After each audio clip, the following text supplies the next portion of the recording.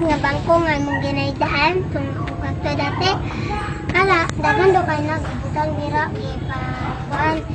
ipaabot ko dira sa kwarto nila tibon karang wala koy karang kaniya. Ba diba na dingding na sa kwan nila Pastor Perez ay karang kwani pana tibon wala na. Puros lang na ina ng bangko. Kala na nag-abot man daw si Pastor Perez diri. Tapos naglingkod naman daw nito. Oh, ano siya excited ko daw kayo siya. Excited daw siya. Ang kwan daw, si Pastor Perez, gikunitan daw niya. Kwa ko niya, iyak kong gana dira ko sa kwan. Ang init na, nag-anak dira. Di-anak ko niya po sa inito. Sana ko siya, nag-praise siya sa ko, tapos ano siya,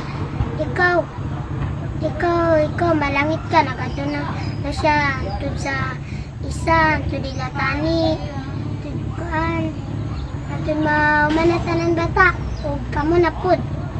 Dito na po mo sa mga mama o mga papa.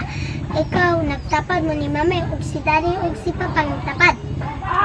Kuan, ang gikwa daw ni Pastor Perez yung kamot, gianan daw niya, tapos giprayan daw kanya, tapos nag-ano siya, ikaw, tanan ni mo pamilya, kuan, malangit. Ito nila mami na po, ito nila papa, ito duman na tanan ng kuan dira. Si Lola, nag-ingon si Pastor Perez kay Lola. Ikaw ang anak ni mo, karing lalaki, karing asawa ni Valeriana, kay kailangan mo daw siya si mama, karang, diba, karang kailangan daw siya si Moa. Tapos na naman, nag-anak man daw si Lola. Oo, anak ko na. Naglako naman daw si Pastor Perez na siya. Babay, anak po. Kaya anak man daw siya. Ang karitanan bata diri, bako siya nila kagod. Karitanan diri, dapat kamo, dili mo magkuha na, dili mo magsimba kay karang Lucifer.